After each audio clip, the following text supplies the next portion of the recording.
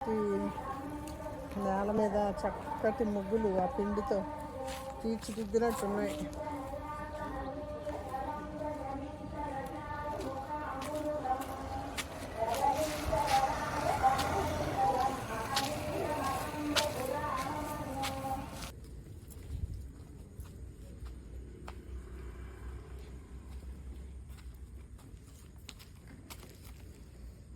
ఈ అద్భుతమైన ముగ్గులు, ఆ పెద్ద ఆవిడ చేతి పనితనం చూడండి. ప్రతిరోజు వాకింగ్కి వెళ్ళేటప్పుడు నేను గమనిస్తాను, చక్కగా పేడ నీళ్ళు జల్లి ఇంటి ముందు చేతితో చక్కగా పిండితోటి ఎంత అందమైన ముగ్గులు వేస్తారంటే ఆవిడ చేతిలో ఏదో మహిమ ఉందేమో అనిపిస్తుంది ఆవిడ వేసే ముగ్గులు చూస్తే.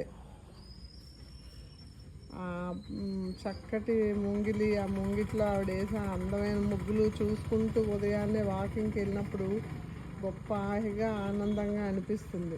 అలాగే వాళ్ళ ఇల్లు చూస్తే అంత పొందిగ్గా అంత అందంగా ఒక ఇల్లు సర్దుకోవడం అవుతుంది అన్నది ఆ ఇల్లు చూసాకే నాకు అర్థమైంది.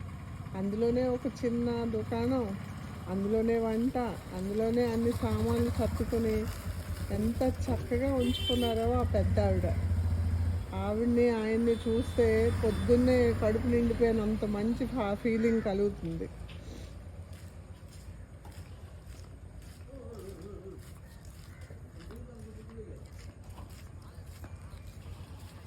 ఎంత బాగుందో చూడ ముగ్గు.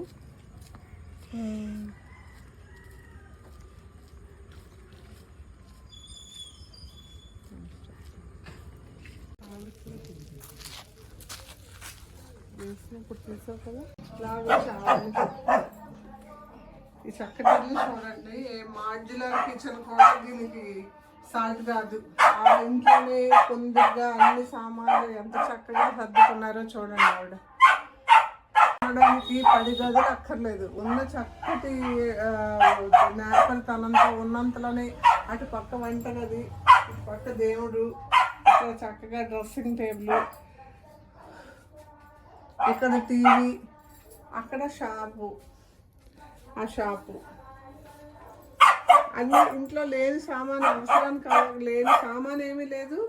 అలా అని చూడండి.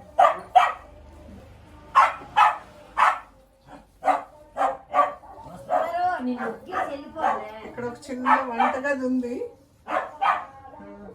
బయట యూటిలిటీ అది ఉంది. ఆ నుయ్యి చూడండి. ఇలాంటి నుయ్యి చూసి చాలా కాలం అయి ఉంటుంది. మీరు చక్కగా నుయ్యి, ఆ నూతిలో నీళ్ళు తోడుకొని వాళ్ళు కావలసిన వాళ్ళు వాడుకుంటారు. ఈ చక్కటి సన్నికళ్ళు చూడండి. దీని మీద ఆవిడ రోజు పచ్చడి నూరుతారట. కానీ ఆవిడ పచ్చడి నూరే టైంకి రాలేకపోయాము. కానీ ఈ సామాన్లన్నీ చూస్తూ ఉంటే మనం చిన్నతనాలు గుర్తు రావడం లేదు.